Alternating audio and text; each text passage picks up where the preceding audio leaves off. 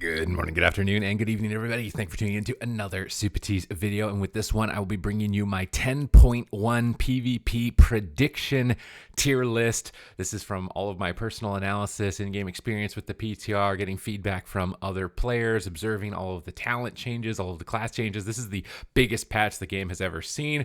Likely, everybody is expecting it to be a monumentous shift to how the game is currently played. So it's going to be really important to start breaking things down and figuring things out. Do know that there are still likely to be changes that will happen even after this tier list, and I will keep you up to date with those changes. So make sure that you hit the subscribe button so you don't miss out on any of them. So the first specialization, first class we've got on the chopping block here is the Death Knight. For Blood Death Knights, you're getting some damage buffs. Likely you're going to actually see a little bit more viability, probably a bit easier to climb as opposed to season 1, where it seemed like 1900 in solo shuffle was where you were capped, and I'm speaking pretty much for solo shuffle, but I'm imagining that you're still going to be probably an overall, not great spec, but slightly better than the first season. For Frost Death Knights, with the critical strike damage nerfs coming into the next patch, you're one of the specs that is hit the hardest with this. They compensated you with 8% obliterate damage, but I mean, 8% obliterate damage is, I'm not sure if that's going to equal out exactly. To me, Frost Death Knight, it's probably still going to be pretty average in the middle of the pack, probably still a solid Resto Shaman Slayer, but do note that with the trinket changes, you're going to have increased stamina on healers. So if healers are harder to kill, especially Resto Shamans for Frost Death Knight, that makes Frost Death Knight even weaker. So probably a pretty average position. A moderate estimate would be a safe bet right now for Frost Death Knight. Unholy Death Knight, you are getting new PvP talents that are going to make you more durable to physical damage. When you Death Strike, you'll get 20% physical damage reduction, which is actually pretty nice considering how popular things like Warrior are and likely are going to be. So you're going to be more powerful in that sense, but your Spell Warden is getting nerfed in terms of your own passive mitigation. It's going to allow you to use Anti-Magic Shield on your allies, which might give you some cool utility for them avoiding crowd control. But we all know Death Knights AMS themselves and then run in with Abomination's Limb. It is likely shifting to a sustained damage meta, where survivability and sustained damage is going to matter more. So there is possibility for Unholy Death Knight. Right now I'm debating whether I should put it in high risk, where it's like this thing could be S tier or it could be D tier. That's basically what high risk means on this tier. Or if I should say that it's probably going to be A, or maybe if it's just going to be B. You don't want to think too much about how the class is performing right now because you're getting new set bonuses, all these new changes coming through. Maybe it's a safer bet to say that it's A, especially if it's going to be a slower paced game, less bursty. You're going to be tankier against the things that you were weaker against. I think it's probably a more fair place to put it into A at this point in time. Now, Havoc Demon Hunter, you just got a lot of damage buffs, like a lot of damage buffs recently just came through for you. You're likely going to still be really powerful. Losing your current set bonuses is going to be a bit of a hit, but all those damage buffs are definitely compensating for you. I think that you're obviously still going to be in a really good position. Sustained damage meta, maybe with a bit of burst damage nerfs, is going to put you in a weird spot because you do rely a lot on Essence Break and you rely a lot on the hunt getting you crits to get you kills, but you are still decently durable, especially if other classes aren't bursting you as hard in stuns. So it's probably an equal trade-off. You'll end up in a similar position would be my best guess at this time. Vengeance Demon Hunter, probably still going to be bottom of the barrel here. Don't really see anything spectacular for you with this specialization. Balanced Druid, this is one where at the start of the season, you're not going to have the new set bonuses, and your current set bonuses are getting nerfed. You're not going to have the free Starfall and the free Star Surge. It's like 5 Astral Power off. It's a lot weaker, but you are getting a lot of damage buffs to compensate. It's my expectation that Balanced Druid will be an amazing specialization, although I've said that many times in the past. It's just doing a huge amount of damage at the moment. If it's a sustained damage meta, crowd control is being reduced overall, which is something we should talk about. So Cyclone is becoming even more powerful in that sense because it's going to be basically the strongest crowd control, as all of the longest ones are 6 seconds, except Cyclone can stop incoming healing as well as incoming damage. So I think the Balanced Druid is likely going to be a really powerful specialization in this patch. Feral Druid just got another round of damage buffs, and you're getting a really cool new honor talent to where when you cast Cyclone, it'll cause your next Ferocious Bite to apply Feral Frenzy. So all about sustained damage. Burst damage is coming down. You've got decent hybrid support. My expectation would be that Feral is going to be a really nasty specialization here for 10.1. Guardian Druid, you're getting some damage buffs as well, but you're probably still going to be bottom of the barrel, probably struggling to even get 2.4 in solo shuffle with the specialization. Resto Druid, This is a spec that is just, I think it's terrible right now in the current patch, and you're actually just getting more and more nerfs. Every time I look at a change for 10.1, it's literally a Resto Druid nerf. So I do not see Resto Druid doing well. I just don't see it doing well. If you're an insane Resto Druid, I'm sure you can make it work, but I think that Resto Druid is likely going to be pretty weak. You're getting some purge protection in terms of your new honor talents, but reactive resin is changing from its previous version, which was refreshing rejuve slightly and giving you a heal, to that purge protection. So you're actually losing some throughput to gain that. I'm not expecting Resto Druid to be phenomenal here in 10.1. Devastation Evoker, this is a really tough one. You got a lot of changes. The biggest thing to take into account with Devastation Evoker, though, is that crit damage is being reduced. And that's pretty much how you win all of your games currently. And I don't know if the number tuning is going to be enough to compensate you for that fact. So you're probably pretty average, probably in a similar spot to Frost Death Knight in that regard. Be a bit of a risky pickup. We'll have to wait and see if they compensate these specs that are basically just kind of one-trick lottery one-shots. And I hope that they do end up giving you guys more of a redesign because it's not fun to play against for sure. Preservation Evoker. One of the main problems with Preservation Evoker is mana. So if the games are slower and the games are longer, I think that Preservation Evoker could definitely struggle in that sense. So I'm a bit hesitant to put it on A tier, honestly, at the moment, just for that reason, because we are expecting the game to slow down a bit. And do note, I think it will be slower at the start of the patch than towards the end of it, because our item levels are lower and we don't have the new set bonuses that are coming out. So I think that it's likely going to be slower towards the top or towards the beginning. So maybe B, maybe low A. In that sense. So I'm moving things around that I don't mean to move around. Probably B, maybe A, maybe A. Beast Mastery Hunter, you guys are just getting damage buff after damage buff. I think that you're probably going to be the only Hunter spec standing, because you're the only Hunter spec that I think can win games without even crowd controlling, because Freezing Trap getting reduced is a big nerf to other Hunter specs that rely on killing in that window. Beast Mastery can just run away and do damage and kill, so I think that Beast Mastery Hunter will be really good, likely an S tier specialization. Survival Hunter, on the other hand, you're not really a do damage and kind of wait to dampening and kill the enemy type of spec. Like, you need to win in crowd control, and all the classes that win with crowd control are getting nerfed. So for me, Survival Hunter is probably going to struggle. Probably going to be a tough run for you.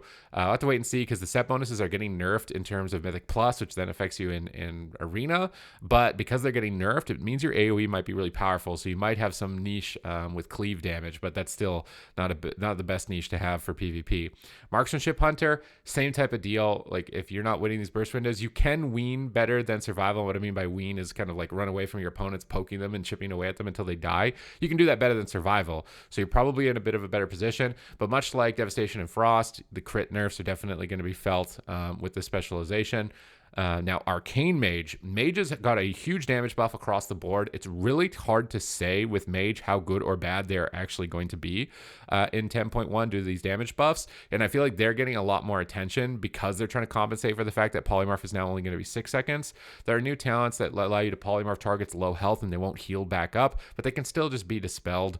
And the Polymorph will still remove dots. So if there was some sort of idea there with like polymorphing a target low with dots and then, setting up on it later, I don't think it's going to work the same as Cyclone. We'll have to wait and see. It could either be completely game breaking or just totally never taken. It's probably safer to say, do I say that it's A or B? It's probably better than these specs, because I feel like it's getting more attention, honestly, than these specs that are just relying on crit damage to get kills than these other ones. Now, Fire Mage could be really good, but its survivability is not the highest, so it's probably holding it back. I want to say somewhere between B and A. And like I said, the mages are really tough to say at the moment.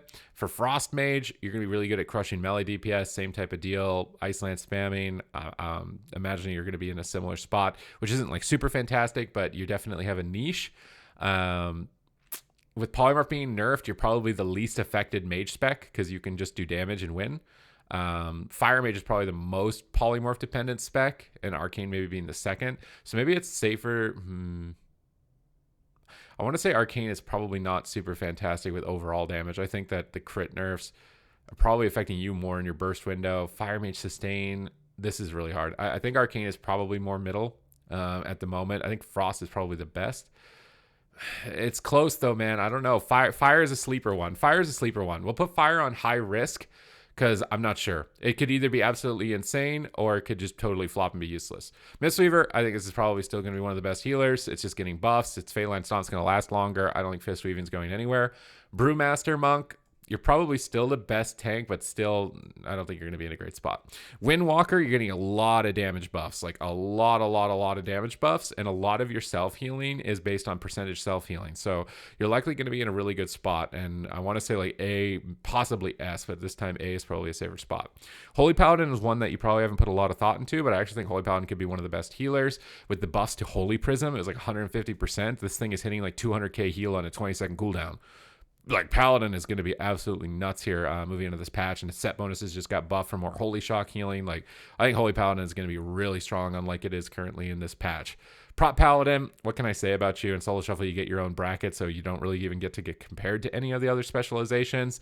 But you're probably still going to be, in a sleeper position for other ones. But I don't think you're going to be. Actually, you just got some nerfs. Maybe you're not super fantastic, honestly, but you get your own bracket in Solo Shuffle, so it's really not any point in comparing it. Ret Paladin, I think that you're likely still going to be really strong. Crit nerfs definitely affect you. Killing people in stuns is your big deal. Stuns are getting reduced. I think you're probably still S tier. My expectation with this is that you're probably still S tier. Now, maybe I'm just scarred, but I haven't seen anything that would say otherwise. Discipline Priest, I think, is still a really solid healer, but the throughput that Holy Paladins have and the Fist Weaver capabilities, I'm not sure if you're going to compare to those, but you're still going to be a really solid healer overall. Holy Priest, you're probably just as bad as Resto Druid. You're getting some interesting set bonuses. Maybe you're a little bit better. I haven't honestly seen enough of Holy Priest to know, but given its track record, its popularity, it's probably not super fantastic. I want to say it's probably somewhere down here with Resto Druid. As opposed to towards the top end. Shadow Priest, this is a high risk spec. It's getting a rework, but it's not like the Ret Paladin rework. You guys aren't getting a bunch of instant things that make you absolutely insane, and you're getting the most overpowered things from Demon Hunters and Warlocks. It's like they're stripping away your ability to instantly dot people. They're saying they're going to compensate your damage. We'll have to wait and see. That's what I mean by high risk. Could be absolutely insane, but it's likely only going to reward players who are insanely skilled at it now, because previously you could instantly dot things and a lot of the skill was removed from it. It's a decent direction for the game overall, but again, if they're not compensated, it's a high risk pickup, and it's definitely going to be more rewarding to players that are skilled versus unskilled. So definitely take that into account. Assassination Rogue, this spec, surprisingly, I was expecting rogues to get buffs, but in this round of buffs, they took them back. They said, we're not doing these buffs to Assassination, which made me think, because I haven't seen any personally in the PTR, that maybe it's actually really strong. The fact that they're not giving it the buffs that they're giving to it in PvE, but they gave the other rogue specs. So Assassination it could be really sleeper. I want to say like maybe high risk is a better position to put Assassination. It could be absolutely insane or completely useless, or it's like B and it's moderate at this point in time. Probably safer to say that it's B. Again, Assassination could be one of the better rogue specs. It's subtlety likely being the worst option, given the fact that if it is about just doing damage and surviving, these specs can do a good job of that. Outlaw Rogue just got a bunch of damage buffs, decent spot, all right survivability. I want to say it's probably high risk. It's probably high risk, could be really good. Haven't seen enough of it to really determine how good it could be, but it's definitely getting attention. Unlike some other specializations, definitely getting consistent attention, it seems so far. So could be a high risk pickup. Subtlety Rogue, my expectation is it's not going to be fantastic. Again, crit damage nerf affects you. Stamina's going up on everybody. Crowd control's going down. That doesn't sound like a good environment for a Subtlety Rogue. Now, I'm sure the diehard Subtlety Rogues will find a way to make it work, but my expectation is that it's not going to be fantastic. Elemental Shaman, they're making you guys hardcast a lot more. There's new honor towns coming in. You're going to get increased damage on Lava Burst and Chain Lightning, but you're going to have to hardcast a lot, similar to Shadow Priest. So it's going to, prevent a lot of the, the botting that's going around for Ele Shaman if you have to hardcast, certainly, because you're going to have to know how to fake interrupts and stuff like that, unlike at the moment in this current patch, which should be nice. But similar to Shadow Priest, it's kind of like a high-risk option. So I kind of feel like it should be in a high-risk selection here, because it's similar about to Shadow Priest.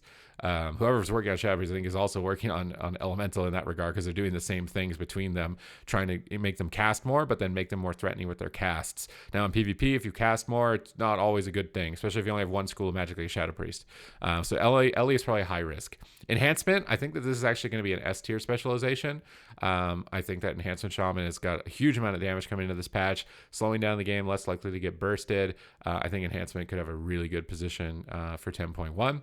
Restoration Shaman, similar kind of deal. I think it's probably not going to be as good as Holy Paladin or Mistweaver, given the tuning on them, Fist Weaving, and then just the amount of healing that Holy Paladin had after this most recent round of buffs. I think it's probably still in a good position. Still going to have the weakness of its totems dying, but with the stamina increase to yourself, your Nature's Guardian's going to get stronger. Your personal survivability is going to be higher. You're going to be, I think, in a decent spot. Affliction Lock, this is now another big contested class. Which Warlock spec's the best? Is Avlock coming back? You're going to have the ability to split someone's soul out of their body and apply a Mortal Strike to them until they pick up their soul. It's a cool mechanic, could work really well because affliction damage starts to really sink in when you get to 25-30% dampening. So the fact that you can like activate that yourself, that phase of the fight, might make your damage more threatening, but you have no crowd control to close out a game. That's the biggest problem. You just have no crowd control to be able to close out a game. You got high damage, but everybody can easily heal through it because they're not crowd controlled. But percentage-based healing, Warlock could be really good. I think everybody's like, oh my god, Affliction is gonna be this best spec. It's gonna be the best spec, and it just never ends up being the best spec. So I'm more tempted to say that either Affliction is high risk or B tier. I don't think it's going to be terrible because I think that, in this meta where crowd control is less valuable, maybe melee cleaves aren't just bonking you down all the time, that it could be better. But I'm not thinking it's going to be like absolutely stellar. Maybe it could be. I'm going to say high risk at this time. Again, it's still early. This is more raid testing, so it's probably a safer bet here. Demonology, you're going to have to get more hard casting. You're going to have to hard cast your Dreadstalkers. They're buffing some of your honor talents to do more damage, which could be nice. But honestly, having to hard cast your Dreadstalkers is a really big problem, especially if you're getting attacked. It's going to be a lot more annoying to get attacked as a Demonology Warlock. So I think because of that, it might be pulling you down from S and down into A. I think you still got huge amounts of crowd control. You're also losing your ranged kick, your spell lock, even though it's a 1 minute cooldown, you don't have it at all. So you don't have an interrupt, you're gonna have to hard cast more. I think that's definitely gonna pull you down a leg in terms of the previous patch to 10.1. Destruction Warlock, this is a nasty spec. I don't know if I want to say it's better than Boomkin. I'm pretty close to saying it's better than Boomkin. Insane survivability, insane damage. This is the safe bet from my point of view so far for Warlock. If you're moving into the beginning of this patch, I think that Death Star is going to be really gnarly. Arms Warrior, similarly, I think it's going to be an S tier specialization. Still has great synergies with Enhancement and Rep Paladin. Still going to be cutting down people, mowing them down, ignore pain, percentage-based healing. Really good position to be as an Arms Warrior. Fury Warrior got some nice damage buffs. Not like the biggest ones I've ever seen. I'm curious to see if the new Death Wish sees any play because they're reducing the number of stacks, but it stacks faster. The percentage of damage might be some possibilities for it. Percentage-based healing is really good for it. My expectation is that's probably going to be pretty average in the middle, but definitely better than it was before. And then finally, Prot Warrior, you're probably coming in towards the bottom here, unfortunately, for you. So definitely a little bit disappointing here for some of the tank specs, but we've got it here. These are kind of like the ranged meta I'm expecting. Destro Boomy, Feral Ret Warrior Enhancement, BM Hunter. We'll put BM Hunter over here with the ranged. Holy Paladin could be the best healer. I definitely think so. Fist Weaver's really good. Windwalker just got a ton of damage buffs. Demon Hunter got a bunch of damage buffs. Definitely strong. Unholy DK in a sustained meta with that new Death Strike count for physical damage could be great. Demonology is getting taken down a peg with having to hardcast Dreadstalkers, losing its kick. Frost Mage is just probably one of the best mage specs for just doing damage and avoiding damage. So you're going to be in a good spot in terms of that with regards to what we're expecting for the meta. Disc Priest has really good mana that's carrying forward from season 1, does decent damage, can definitely sustain games. Resto Shaman, similar deal. You're getting more personal survivability with higher stamina, so I'm expecting it to be higher on the list. And then we've got kind of like this average tier, I think, because mana is going to be a problem for preservation. Not sure if the damage and survivability is going to be survivability more so for assassination is going to be there. Not sure if the damage is going to be there for Fury. Arcane could be in the high risk category where it could be insane, but I'm leaning likely probably not. I think it's still way too cooldown oriented, similar to Frost and Devastation, which are way too cooldown oriented. And Hunter with the trap nerf is going to be felt really hard, but because you're ranged, unlike Survival, I think you could still kind of just kite fights out and do damage and win, which is why like these specs down here are going to probably struggle more than others. And these ones could be absolutely insane or totally flop. These guys could be absolutely insane or totally flop, but because these specs are hard casting more, that's a high risk. Fire Mage, I feel like it's a coin flip. It's getting a lot of attention. It could be absolutely insane. Same thing with Outlaw Rogue. Not sure if it's getting the same amount of attention, though. And then Affliction, it's a really tough spec to nail down in terms of its viability. But I will be updating the list, giving you guys more update patch note videos as well as entertaining educational content. So make sure to hit the subscribe button. But other than that, thank you very much for watching the video. I hope that you've enjoyed my breakdown, and I will see you in the next one.